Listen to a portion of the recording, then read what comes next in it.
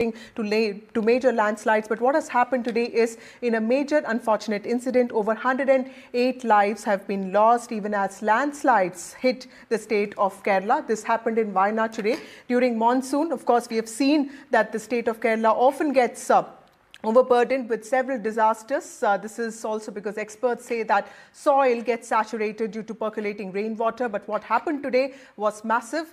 There were continuous landslides and several villages got isolated. In fact, Prime Minister Narendra Modi also spoke to Chief Minister Pinarayi Vijayan, after which Rahul Gandhi also raised this issue in the parliament. Remember, he is an MP from Wayanad. NDRF and other rescue agencies are working on this, even as there is a sense that the grave numbers of tragedy can be much more than what is expected.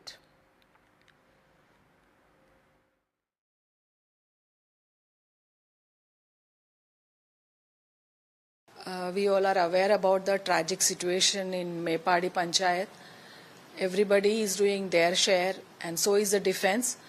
As per the request from the Chief Minister of Kerala, defense is moving on to take up the rescue operations. Most of them have already left, and the latest one is around 130 soldiers from Pangod military station, around 2 columns, are moving to Kozhikode.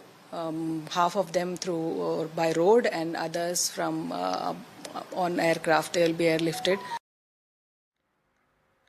We have Vishnu Das and CP Rajendran, both of them experts, joining us. To you, Mr. Rajendran, tell us what explains the kind of landslides that Wayanad has been facing. We saw this in 2019 as well. We know that this is a disaster-prone region of the state. But what exactly has been happening? Because some months ago, we did see that the farmers and actually the spice growers were also complaining of extreme heat. What kind of climate action is really happening there? Help us understand what is happening in Wayanad. Yeah, it's quite clear. I mean, it's a very sad incident that has happened in Wayanad, killing more than over 100 people. I mean, the number might go up again, but it's a very shocking incident, despite the fact that Kerala has been going through this extreme climatic conditions over several years. I mean, it's a kind of a repeat of whatever has happened 2 years back in a place in Idukki, which it's in the middle of midland of Kerala. So it's a repeating phenomenon, and I think one should be able to take precautionary measures. Where there are zonation maps available, made by the Geological Survey of India and other agencies of the landslide vulnerability of the Kerala, especially the areas around Western Ghats. So I think it is high time that we should have a vulnerability map in place, and the district authorities and whoever are responsible for this should be able to make use of it and converse with the local people, the dangers involved in constructing houses and habitation centers around this area. So this is not something which is happening because probably there is a lot of pressure on the land in Kerala because the density of population is very high. So I think they have to have a long-term strategy to address this kind of annual occurrences of landslide leading to loss of life. Okay. Sir, also tell us what really, when you talk about the environmental problems in a state like Kerala, how is it different from what we see in Himachal Pradesh or Uttarakhand? And how do we need some, specifically localized wisdom for something like this? Yeah, in fact, about if you look at the data available, it's about 19,000 square kilometers hill areas with slopes higher than 10 degrees. So it's, in Kerala and even the neighboring areas like Goa and Maharashtra, the areas where, it is highly vulnerable to landslide, especially when you have intense rainfall, and which has become a repeating pattern in this part of the world, because mostly related to the climate changes. And this is something which is happening, every year. So the problem with Kerala is that it's most of the areas around this, the slopes are thinly forested, and it's largely disturbed by the human activities, including quarrying. So this is it's also disturbs the area. So the human activities, if you compare to other parts of the country, maybe the human activities are more because of the density of population is high. So this is something which we need to take into account. And I think, the Kerala should have a very clear policies of land management, and, including the water utilization. And there has to be evolve a very long-term strategies to address this kind of happenings in Kerala. I think that is I think something is required, and the scientifically speaking, there are ways of understanding the vulnerability of these areas, and there are many reports that are available, and there are recent studies that are taking place, including Wayanad, about the vulnerability using satellite the techniques, and GIS, geographic information system. So they are able to remotely understand the vulnerabilities of land and able to map this this risk in Kerala and other places. So the responsibility lies with the authorities in implementing the recommendations. Okay, we also have some other guests with us. We have Mr. Rajendran also joining us. Sir, what is your understanding of what is happening in Kerala? And also we have Amir Shahul and Dr. Sri Kumar also joining us. Let me start with Mr. Shahul, who is also an author. Sir, what exactly is happening in Wayanad, and how do you think that there could be possible climate resilient solutions to something like this? Thank you.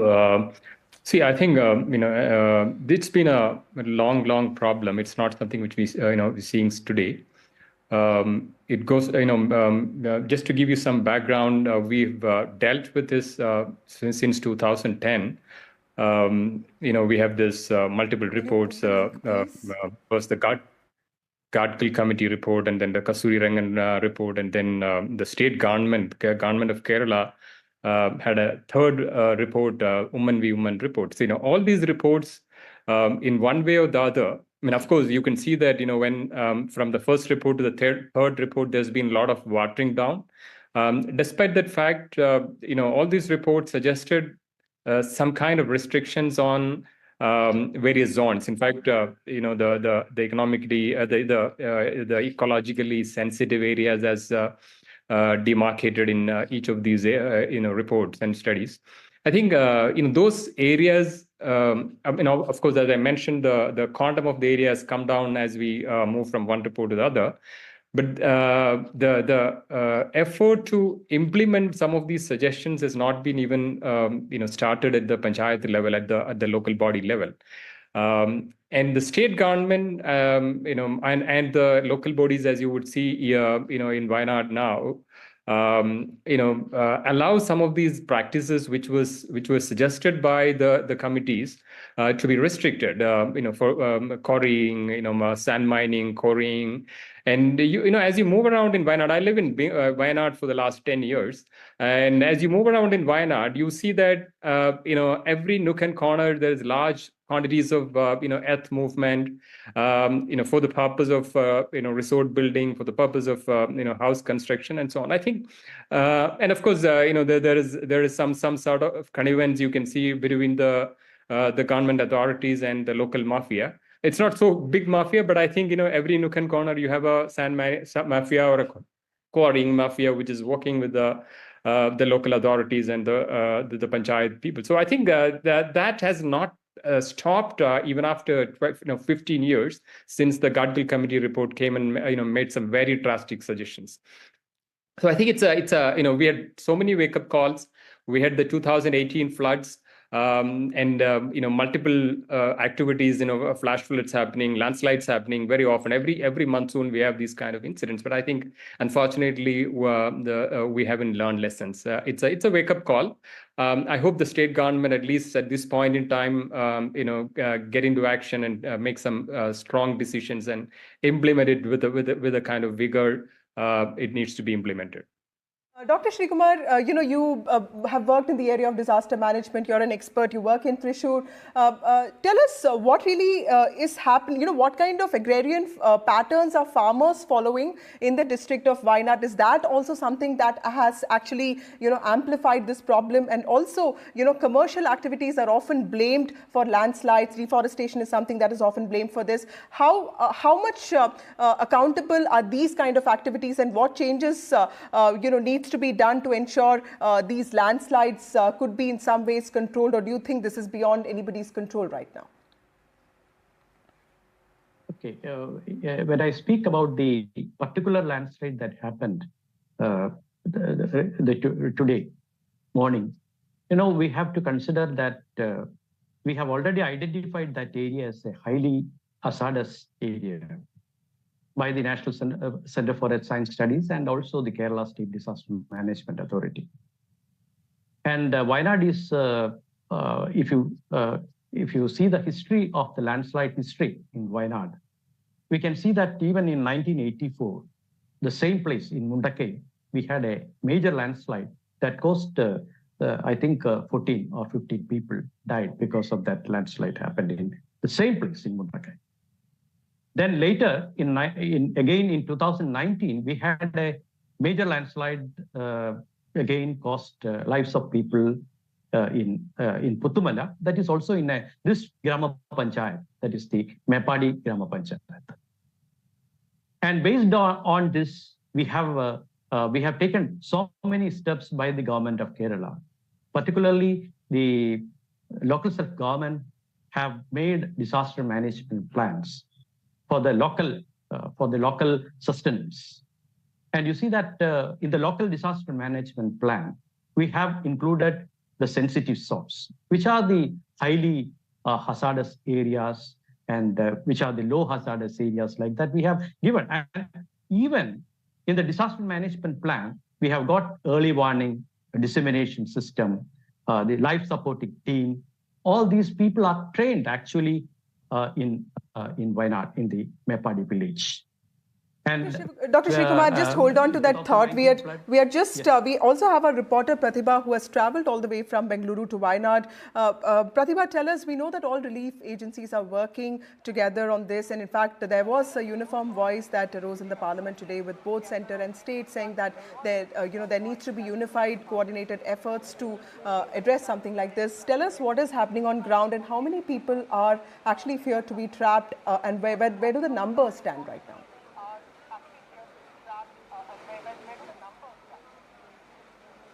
What we know for sure is that, yes, over 80 bodies have been recovered and over 75 of them have been rescued. But what we hear is that hundreds and hundreds of them are still stranded. In fact, what you see behind me is the kind of situation right now, dismal situation as well as chaos all around with respect to the rescue efforts that are on. Both the NDRF teams as well as the defense teams are working in sync to try and see if they could find more survivors there trapped in that landslide. Several towns, several homes, several villages have been inundated in those landslides as well as flash floods. Plus, it has been raining consistently, and that has definitely proved to be a major challenge as far as the rescue efforts are concerned, because the day has already neared its end. The lights are out, and despite the power outage, the electricians have fixed some of the lights here to see and aid the rescue teams in their efforts of rescuing several of those stranded. Most of them who have witnessed the landslides have been recounting the horror, talking about how they saw in front of their eyes several houses and lives being washed away. And that is definitely not pleasant, something that has been unprecedented and something that this region has seen in 2010, and comparatively, this has been one of the most horrifying devastations that one has seen and witnessed. That is the kind of statement that we hear. In fact, even now, as we speak, several families that have been trapped in those houses, as well as the debris there, have been rescued. In fact, you can see people carrying a stretcher where a person who has been stranded, I think it is another body that has been recovered from the debris there. Very, very dismal sight that you get to see here in this region. 3 landslides that took place between 1 a.m. and 4 a.m. And this was something that wasn't anticipated at all, because after the first landslide, they moved the people to a relief camp, and the relief camp was also washed away, is what we hear. And all the priority right now falls only on the rescue efforts here. Okay. Also, Pratibha, what is expected from the state government tomorrow? And also tell us the picture of how the state and center are coordinated, have put in coordinated sort of efforts there. This is also an issue that the Congress party has very fiercely raised. Congress party UDF has 18 MPs there. And today we saw not just KC Venugopal, but also Rahul Gandhi, IB Aiden, everyone raising this issue. How do you see the politics of this playing out? Is there blame game that is happening, or is there complete coordinated work that's taking place?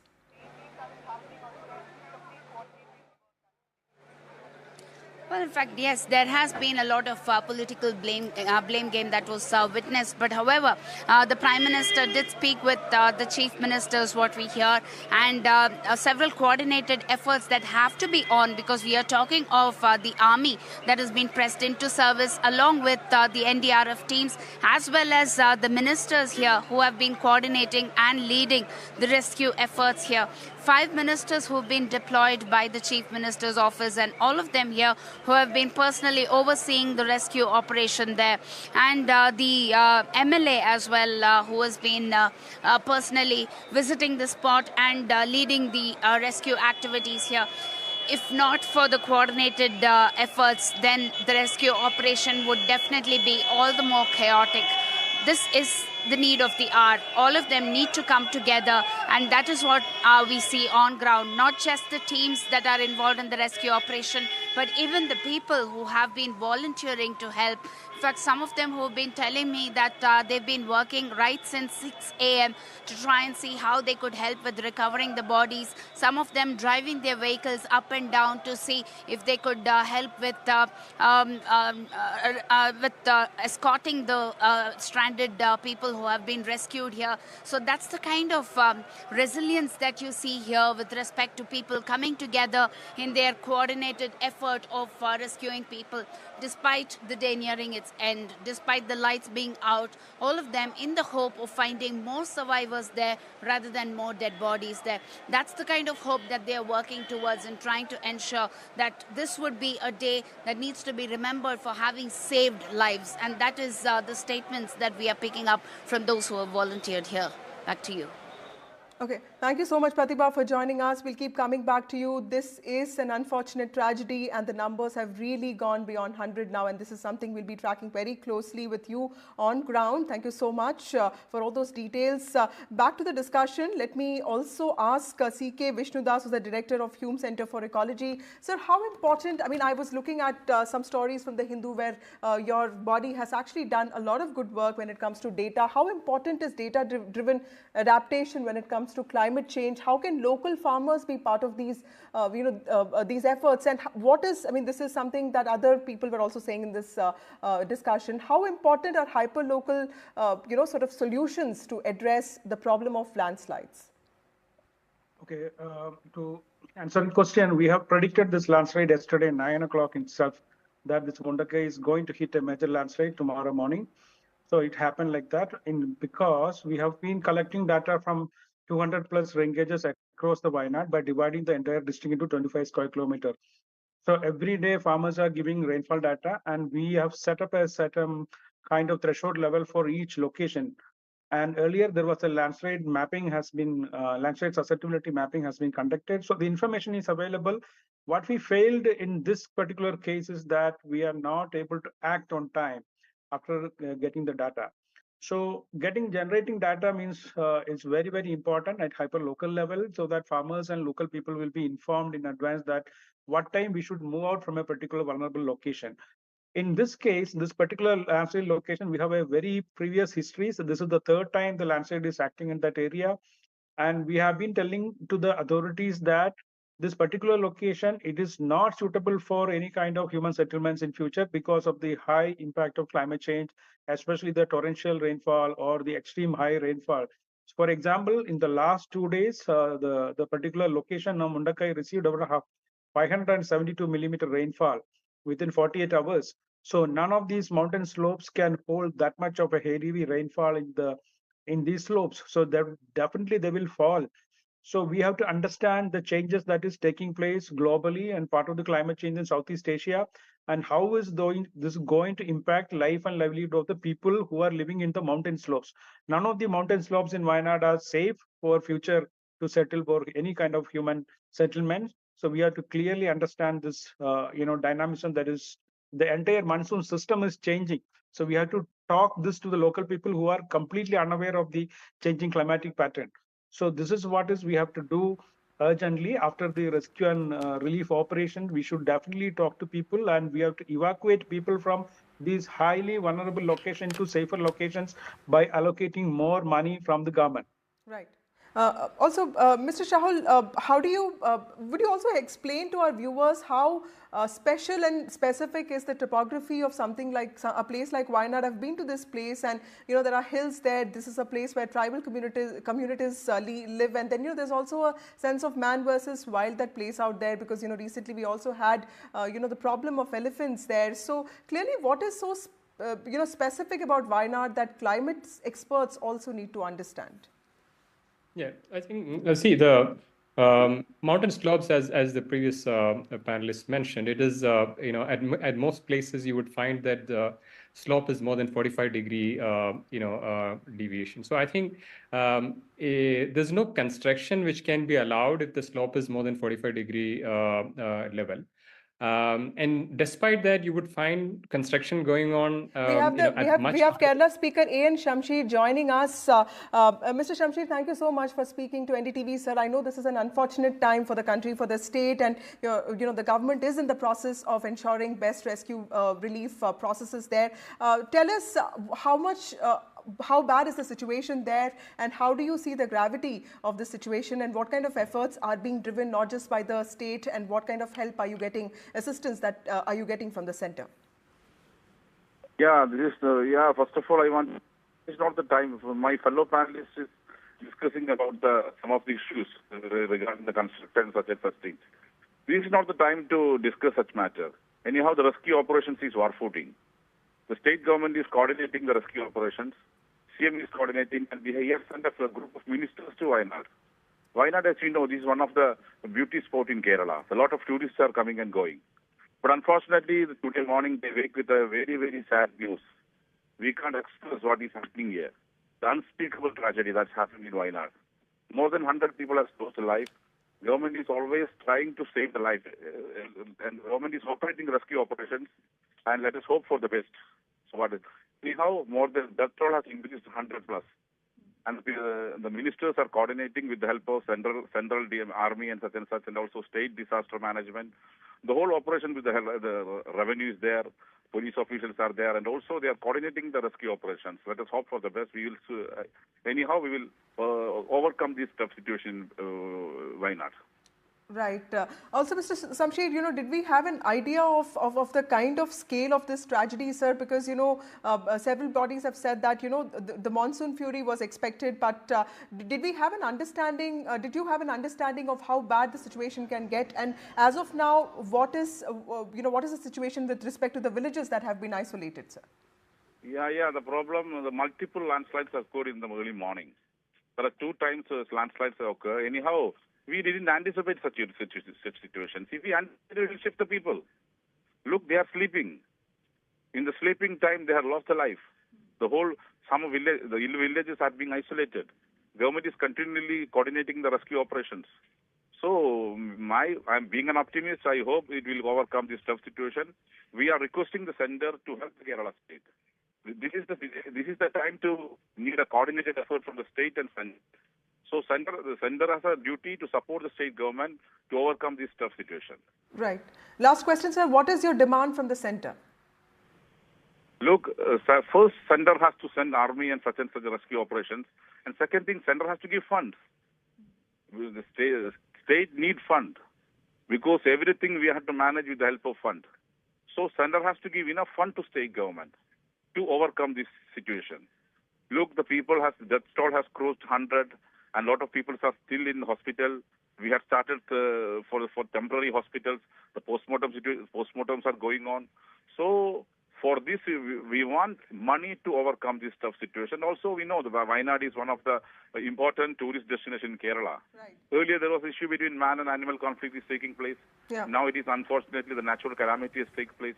So we hope the center will support. Center know what is situation, what is happening in Kerala, the Wayanad districts. Absolutely. So Thank you, Mr. Shamsher, for joining us. us, for speaking to NDTV. Clearly, center-state coordinated work is something that Kerala needs right now. Clearly, the disaster has also